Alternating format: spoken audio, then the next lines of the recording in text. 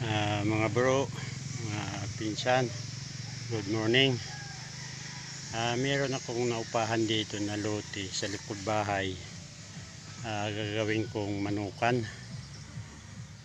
Medyo ano pa talaga, sakol pa, mga badyang. Kaya sana awa ang Lord na ma-develop ko ito. Pinaupahan lang sa akin. Sana sa darating na panahon mabili ko itong lote na to sa awa ng Diyos. Kaya bro, ipatingnan ko sa inyo kung ano ang i-develop ko na manukan. Ito mga bro, yan, grabe ang damo. Yung kalawak doon sa kabila bahay na yan, dito itong di-develop ko ng mga mga damo. Ito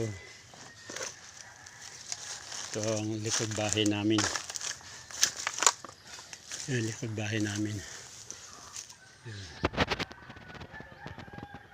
Kaya mabuti pa yung naupahan sa akin. Ma-develop ko to. I-post ko pa rin sa inyo kung sakaling matapos ko na pag-develop. Medyo malapad-lapad to, mga 500 square meter pinaupahan sa akin. Kaya mga bro, naidalahan natin sa Diyos na mabili ko tong lote na to. Okay mga bro, thank you Lord, peace out.